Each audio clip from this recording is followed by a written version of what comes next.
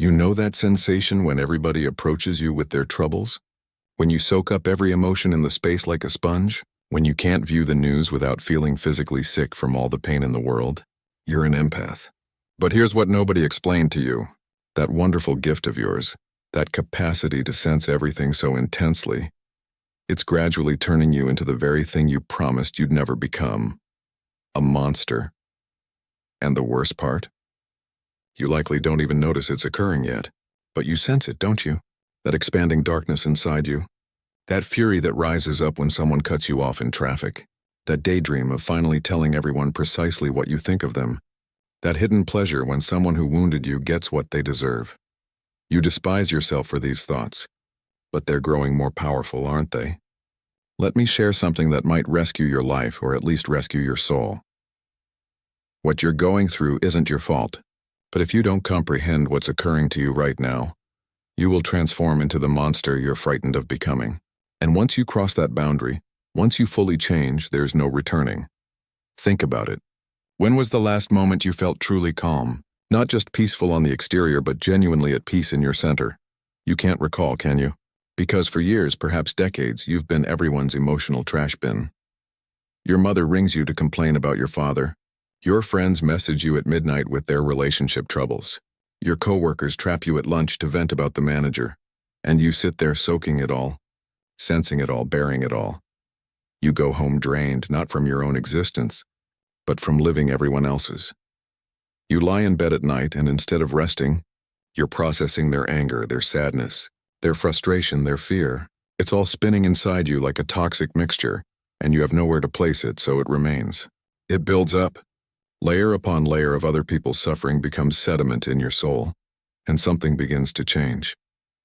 At first, it's subtle. You begin avoiding phone calls. You see a text message and feel a wave of dread. You create excuses not to attend social events. People notice and they say you've changed, that you're not as warm as you used to be. They don't grasp that warmth is a luxury you can no longer afford. Every interaction costs you something now. Every conversation is a withdrawal from an account that's already overdrawn. You're not becoming cold because you want to. You're becoming cold because you have to survive. But here's where it gets dangerous. That coldness isn't just protection. It's the beginning of the transformation, because empaths don't just shut down when they're overwhelmed. They invert. All that capacity for feeling, all that emotional intelligence, all that intuitive understanding of human nature, it doesn't disappear. It weaponizes. You start to notice things about people that you used to forgive. Their selfishness becomes glaring. Their manipulation becomes obvious. Their lack of reciprocity becomes insulting. You see how they use you, how they've always used you, how they take and take and take without ever asking if you're okay. And the anger starts. Not the hot, explosive anger that burns out quickly, but the cold, calculated anger that builds like pressure in a sealed container. You find yourself keeping score. You remember every slight, every betrayal, every moment someone took advantage of your kindness, your empathy, that beautiful gift that let you understand everyone's pain, now shows you everyone's ugliness with crystal clarity. You see their motivations, their fears, their weaknesses. And for the first time in your life, you understand how easy it would be to destroy them. This is the moment of maximum danger. This is when empaths become monsters, because you have a superpower that most people don't understand. You know exactly where to strike to cause maximum damage. You know their deepest insecurities, their hidden shames, their secret fears. You absorbed all of it over the years, filed it away in that vast emotional database of yours. And now when someone hurts you, when someone pushes you too far, you have the nuclear codes. One sentence perfectly aimed could shatter their self-esteem. One revelation strategically deployed could destroy their relationships. One truth coldly delivered could unravel their entire sense of self. You have become psychologically lethal, and the temptation to use this power is overwhelming. But it goes deeper than revenge. Something fundamental changes in how you see the world. You start to despise the very people you once wanted to help. Their problems seem pathetic now. Their drama seems manufactured. Their pain seems self-inflicted. You look at them crying about their trivial issues while you're drowning in the accumulated trauma of 100 people. and you feel nothing but contempt. The compassion that defined you has curdled into something bitter and poisonous. You find yourself enjoying their suffering, not because you're evil, but because finally they're feeling a fraction of what you've been carrying for them all these years.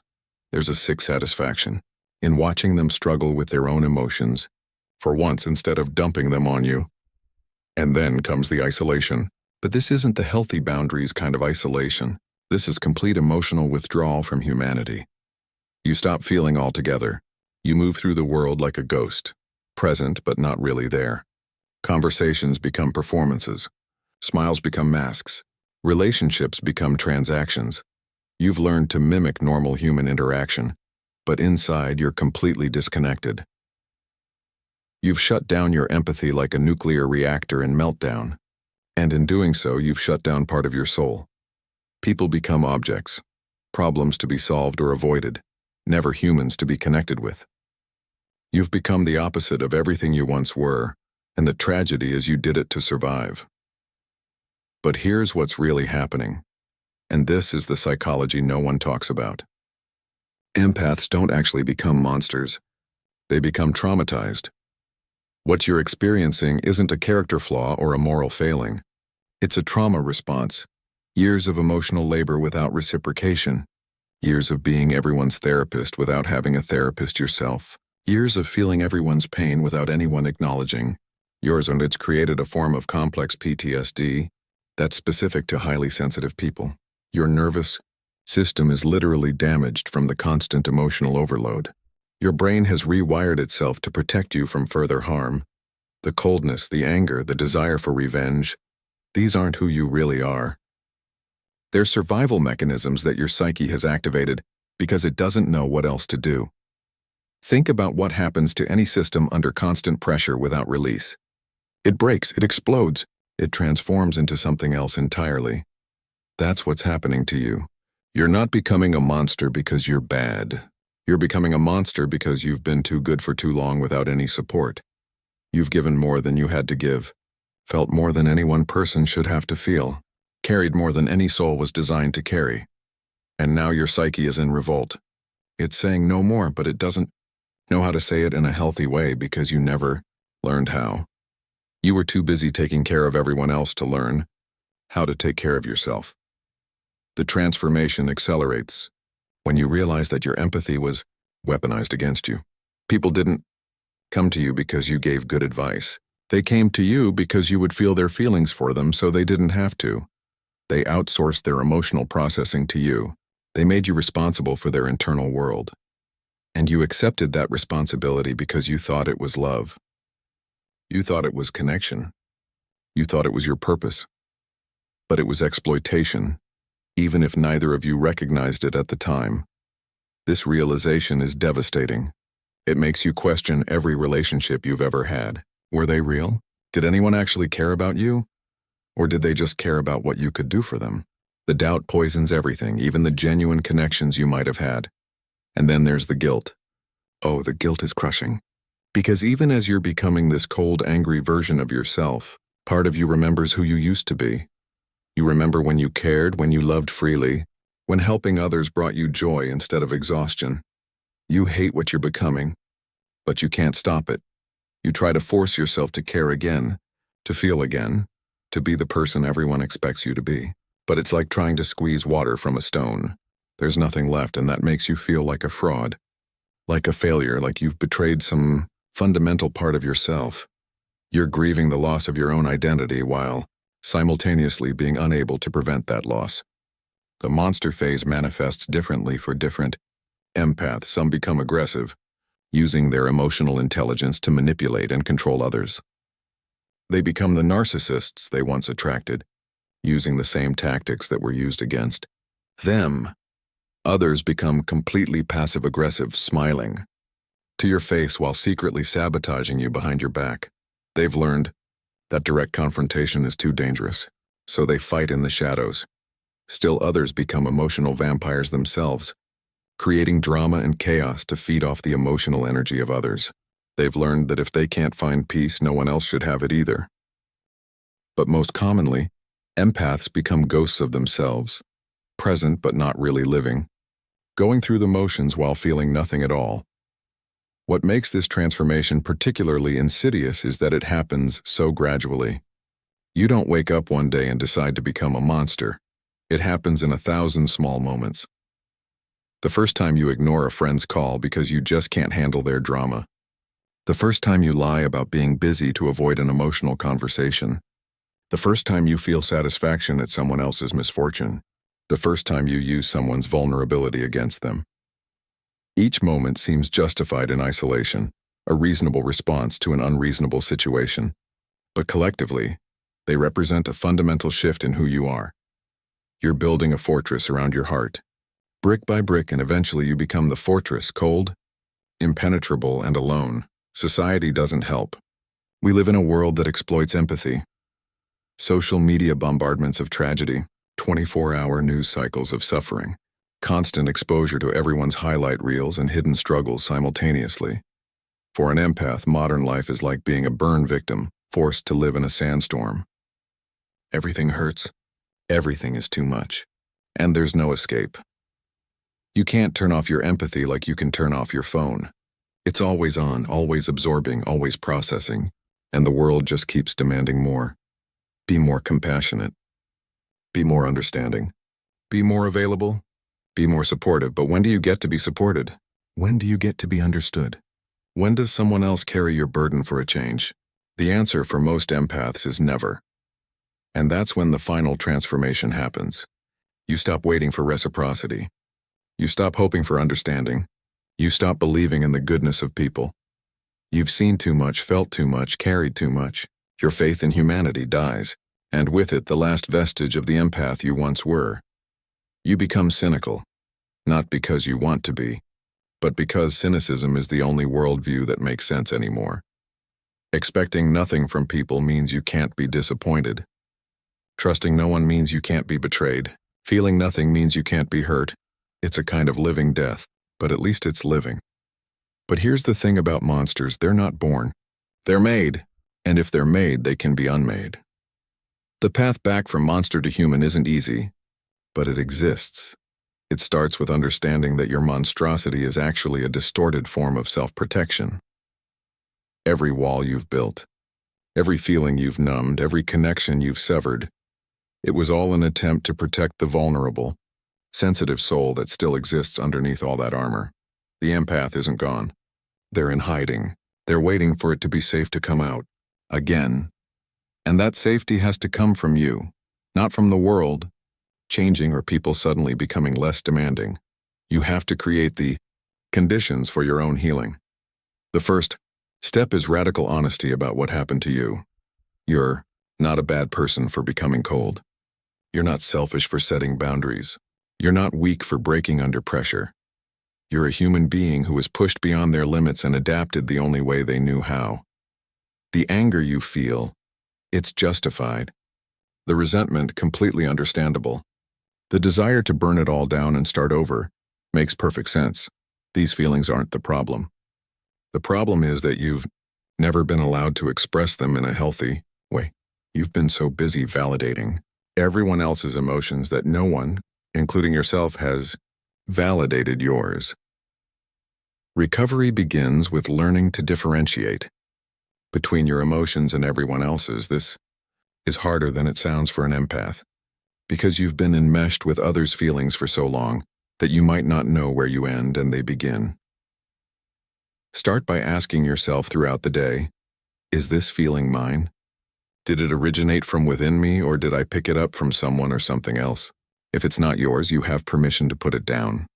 You don't have to carry it. You don't have to fix it. You don't have to feel it. This isn't selfishness. It's sanity. You can acknowledge someone's pain without absorbing it. You can witness someone's struggle without making it your own. You can care without caring. The next step is grieving. You need to grieve the person you used to be, the one who could feel everything without being destroyed by it. That person is gone, and they're not coming back, at least not in the same form. You need to grieve all the relationships that were built on you being an emotional caretaker. Most of them won't survive you having boundaries, and that's okay. You need to grieve the identity you built around being needed, being helpful, being the one everyone turns to. That identity was killing you, and letting it die is an act of self-preservation. Grief is painful, but it's also cleansing. It makes room for something new to grow. Then comes the hardest part, learning to feel again, but differently. You can't go back to being an unbounded empath. That way lies madness, but you can't remain a frozen monster either. That way lies spiritual death. You have to find a middle path, what I call empowered empathy. This means choosing when and how to engage your empathic abilities rather than having them always on. It means having a clear container for your emotional experiences, with definite boundaries about what you will and won't take on. It means being compassionate without being consumed, caring without being depleted, helping without being harmed. This requires developing what most empaths lack, a strong sense of self. You've spent so much time feeling others that you might not know what you actually feel. You've been so focused on meeting others' needs that you might not know what you need. You've been so attuned to others' desires that you might not know what you want. Building a sense of self when you've always been a mirror for others is like trying to see your reflection in turbulent water. It requires stillness, patience, and often professional help. A good therapist who understands empathic overwhelm can be invaluable in this process. They can help you separate your story from everyone else's stories you've been carrying. One of the most powerful tools in recovery is learning to transmute emotional energy rather than absorb it. Instead of taking on someone's anxiety and making it your own, you can acknowledge it, hold space for it, and then let it pass through you like wind through a tree. You feel it, but you don't become it. This is an energetic practice that takes time to develop, but it's essential for empaths who want to remain open without being overwhelmed. It's the difference between being a sponge that holds everything and being a prism that transforms what passes through it. You also need to develop what I call protective protocols. These are specific practices and boundaries that you implement to protect your emotional and energetic well-being. This might mean limiting your exposure to emotional vampires, creating rituals to cleanse yourself after difficult interactions, or scheduling regular solitude to reset your system. It might mean saying no to being everyone's therapist even if they get upset. It might mean turning off the news, unfollowing triggering social media accounts, or refusing to engage in gossip and drama. These aren't acts of selfishness. They're acts of self-preservation. You can't pour from an empty cup, and your cup hasn't just been empty, it's been shattered. The journey from monster back to human, from frozen back to feeling, is not linear. There will be days when the old empathy floods back in and you'll feel everything too much again. There will be days when you shut down completely and feel nothing at all. There will be days when the anger returns, when the desire for revenge resurfaces, when the contempt for humanity feels justified. This is normal. Healing isn't a straight line. It's a spiral. You'll revisit the same issues, but from a higher perspective each time. What matters is that you keep moving, keep growing, keep choosing to heal rather than harm. One of the most surprising aspects of recovery is discovering that your monster phase actually gave you gifts. The ability to see through manipulation, the courage to set boundaries, the strength to say no, the wisdom to protect yourself. These are all valuable skills that many empaths lack. You don't have to throw them away. You just have to learn to use them consciously rather than reactively. Your monster phase taught you about power, about self-preservation, about the importance of reciprocity in relationships. These lessons are valuable. The goal isn't to forget them, but to integrate them into a healthier version of yourself. As you heal, you'll likely find that your empathy returns, but it's different. It's more mature, more bounded, more conscious. You'll still feel deeply, but you won't drown. You'll still care greatly, but you won't be consumed. You'll still help others, but not at your own expense. This is the gift on the other side of the monster phase, an empathy that includes yourself. You learn to extend the same compassion to yourself that you've always extended to others. You learn to validate your own emotions the way you've validated everyone else's. You learn to care for yourself with the same dedication you've shown in caring for others. The ultimate realization is that becoming a monster was actually an act of self-love, distorted and extreme, but self-love nonetheless. It was your psyche's way of saying, enough. We matter too. Our pain counts too. Our needs are valid too. The monster was protecting the empath even if it didn't know how to do it in a healthy way. When you can see your monster phase with compassion rather than judgment, you begin to integrate it rather than reject it. The monster becomes not something to be ashamed of, but something to be understood, appreciated for its protective intent, and then evolved into something more sustainable. Here's what I want you to understand. If you're in the monster phase right now, you're not broken. You're not bad. You're not irredeemable. You're a sensitive soul who has been overwhelmed by an insensitive world. Your transformation into something harder, colder, more protected, it makes perfect sense. Anyone in your position would have done the same. The fact that you're reading this, that you're aware of what's happening, that you care enough to want to understand it, that means the empath is still alive in there. The light hasn't gone out. It's just hidden under protective layers of ice. And ice can melt. It takes time. It takes warmth. It takes patience. But it can melt. The world needs empaths, but it needs healthy empaths. It needs empaths who know how to protect themselves, who know how to say no, who know how to maintain boundaries. It needs empaths who can feel without drowning, care without depleting, help without harming themselves.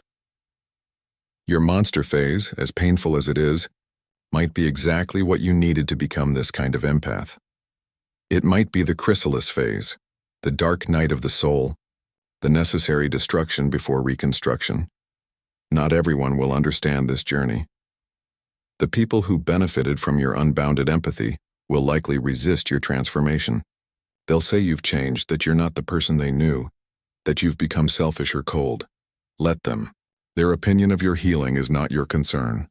They're grieving the loss of their emotional caretaker, and that's their process to go through, not yours to fix. Some relationships will end. Some people will exit your life when they realize you're no longer available for one-sided emotional dumping. This is not a loss. It's a revelation. It shows you who was really there for you versus who was there for what you could do for them. The people who truly love you will support your healing, even if it means you're less available to them. They'll celebrate your boundaries, even if those boundaries inconvenience them. They'll be happy to see you protecting yourself, even if it means you can't protect them anymore. These are your real people. Everyone else was just passing through, taking what they could get. As you continue to heal, you'll discover something remarkable. Your empathy, when protected and directed consciously, is more powerful than ever. When you're not depleted, you can actually help people more effectively. When you're not overwhelmed, you can see solutions more clearly. When you're not enmeshed, you can offer perspective that actually serves. The bounded empath is infinitely more useful than the unbounded one because they can sustain their gifts over time. They can show up consistently without burning out. They can maintain their compassion without becoming bitter. They can continue to care without becoming a caretaker. You'll also discover that there are others like you, other empaths who have walked through the fire and come out the other side. Other sensitive souls who have learned to protect their gifts while still sharing them with the world. Finding these people your true tribe is like coming home after a long exile. They understand the journey because they've walked it. They understand the monster phase because they've lived it. They understand the recovery because they're in it.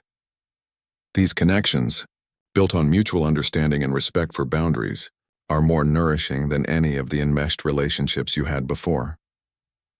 The final stage of recovery is integration. You integrate the empath and the monster into something new. A protected empath, a bounded sensitive, a conscious feeler. You take the sensitivity of the empath and the strength of the monster and create something sustainable. You learn to move through the world with an open heart and strong boundaries, with compassion and discernment, with feeling and wisdom. This integrated state isn't perfect. You'll still have days when you shut down or open up too much, but it's sustainable. You can maintain it over time without destroying yourself. And here's the beautiful truth. The world desperately needs what you become after you integrate your monster phase. It needs people who understand darkness and light, who have walked through hell and found their way back, who know what it's like to feel too much and too little. It needs people who can hold space for pain without being destroyed by it, who can witness suffering without becoming it, who can offer compassion without losing themselves. The integrated empath monster is a powerful force for healing in the world, precisely because they understand both sides of the human experience. Your sensitivity is not a weakness to be overcome or a burden to be carried. It's a gift that needs proper boundaries to flourish. Your ability to feel deeply is not a curse, even though it might have felt like one. It's a superpower that needs to be managed consciously.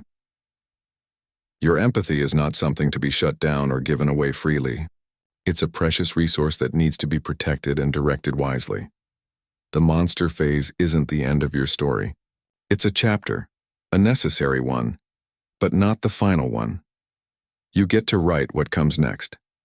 So if you're reading this and recognizing yourself, if you're seeing your own transformation from empath to monster reflected in these words, know this: you're not alone. You're not broken. And you're not stuck. The monster phase is temporary if you choose to make it so. It's a cocoon, not a coffin. What emerges from it depends on the work you're willing to do, the healing you're willing to pursue, the integration you're willing to attempt. It won't be easy. It will require you to feel things you've been avoiding, to grieve losses you've been denying, to set boundaries you've been afraid to set. But on the other side of that work is freedom, the freedom to feel without drowning, to care without depleting, to be an empath without being a victim. The journey from empath to monster to integrated being is one of the most profound transformations a person can undergo. It's a death and rebirth, a destruction and reconstruction, a losing and finding of self. Not everyone will understand it. Most people won't even recognize it's happening. But you feel it in your bones, in your soul, in that place where your empathy lives. You know something has shifted, something has broken, something has changed, and now you know why. Now you understand the psychology behind it. Now you can see the path forward. The question is, what will you do with this knowledge? Will you stay in the monster phase, protected but disconnected, safe but alone? Will you try to return to the unbounded empath, setting yourself up for another collapse? Or will you choose the harder path, the integration path, the path that leads to sustainable sensitivity? The choice is yours. But I'll tell you this: the world needs integrated empaths more than ever. It needs people who have walked through the darkness and found their light again. It needs people who understand both suffering and healing, both protection and connection, both boundaries and love. You have the capacity to become something remarkable, not the self-sacrificing empath you were, not the protective monster you became, but something new, something that honors both your sensitivity and your strength, your compassion and your boundaries, your heart and your wisdom. This integration isn't just healing for you, it's healing for everyone around you. Because when an empath learns to protect their gift while still sharing it, they become a beacon of hope for other sensitive souls who are struggling. They become living proof that you can be sensitive in an insensitive world without being destroyed. The transformation from empath to monster is a crisis, but like all crises, it contains within it the seeds of opportunity. The opportunity to rebuild yourself on a stronger foundation. The opportunity to create relationships based on reciprocity rather than extraction. The opportunity to use your gifts consciously rather than compulsively. The opportunity to be whole rather than fragmented, integrated rather than split, empowered rather than victimized. This is the gift hidden in the curse, the light hidden in the darkness, the healing hidden in the wound. As you move forward from here, remember that healing isn't a destination, it's a journey. There will be setbacks. There will be days when you feel like you're back at square one. There will be moments when the monster feels safer than vulnerability. This is normal. This is human. This is part of the process. What matters isn't that you heal perfectly, but that you keep choosing to heal. What matters isn't that you never shut down. but that you keep choosing to open up when it's safe. What matters isn't that you never feel overwhelmed, but that you keep developing better ways to manage the overwhelm. The path from empath to monster to integrated being is ultimately a path of self-discovery and self-love. It's about learning that your needs matter as much as everyone else's. It's about discovering that your feelings are as valid as everyone else's. It's about understanding that your well-being is as important as everyone else's. This isn't selfishness. It's balance. This isn't narcissism. It's health. This isn't abandoning your empathy. It's including yourself in it. And that inclusion, that radical act of self-compassion, is what transforms the monster back into something human, but a different kind of human, one who knows their worth, their limits, and their power. The irony is that by becoming a monster, you've actually begun the journey to becoming more authentically yourself than you've ever been. The unbounded empath wasn't really you. It was you without boundaries, you without protection, you without self-love. The monster isn't really you either. It's you in survival mode, you in protection mode, you in reaction mode. The real you exists somewhere between these extremes, in that place where sensitivity meets strength, where compassion meets boundaries, where empathy meets self-respect. Finding that place, inhabiting that place, living from that place, that's the real work. That's the real healing. That's the real transformation. So here's my call to action for you, the one you knew was coming, but maybe didn't want to. Here, it's time to stop running from what you've become and start understanding it. It's time to stop hating the monster and start thanking it for protecting you when you didn't know how to protect yourself. It's time to stop trying to be the unbounded empath everyone wants you to be and start becoming the bounded empath you need to be. It's time to stop sacrificing yourself on the altar of other people's emotions and start honoring your own emotional experience. It's time to stop seeing your sensitivity as a burden and start seeing it as the gift it truly is when properly protected and consciously directed. Look in the mirror tonight. Really look. See past the exhaustion, past the anger, past the numbness. See the sensitive soul who's been fighting for survival in a world that takes more than it gives. See the empath who became a monster, not because they wanted to, but because they had to. See the human being who deserves compassion, understanding and healing from others, yes, but most importantly from yourself. That person in the mirror isn't broken. They're not bad. They're not a lost cause. They're a survivor who's ready to become a thriver. They're a monster who's ready to become human again. They're an empath who's ready to include themselves in their own compassion. The psychology nobody talks about isn't just that empaths become monsters. It's that monsters can become something even more powerful. Integrated beings who understand both light and shadow, both openness and protection, both feeling and boundaries. You have the potential to become this. You have the capacity to heal this. You have the power to transform this. The question isn't whether you can. You absolutely can. The question is whether you'll choose the difficult path of integration over the familiar path of protection, whether you'll choose the vulnerable path of feeling again over the safe path of numbness, whether you'll choose the courageous path of boundaries over the easy path of either complete openness or complete closure. The choice is yours. But know this, whatever you choose, you're not alone.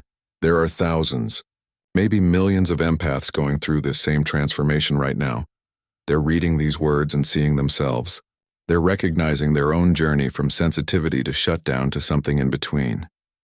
They're realizing that they're not crazy. They're not broken. They're not monsters. They're just human beings who felt too much for too long and adapted the only way they knew how. And now, like you, they're learning that there's another way, a better way, a sustainable way, a way that honors both their gift and their humanity. This is your moment. This is your awakening. This is your opportunity to transform the monster back into something beautiful. Not the naive empath you were, but the wise, bounded, integrated being you're meant to become. The world needs what you'll become when you heal this.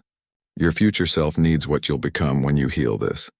And deep down, underneath all the armor and anger and numbness, the empath in you, the real you, is waiting to be reborn. Not as someone who feels everything without protection, but as someone who feels consciously, loves wisely, and gives from overflow rather than depletion. That's not just healing, that's evolution. And it starts with understanding that becoming a monster wasn't your failure. It was your psyche's attempt to save you. Now it's time to save yourself properly. Now it's time to heal for real. Now it's time to become who you were always meant to be, an empowered empath who includes themselves in their own compassion.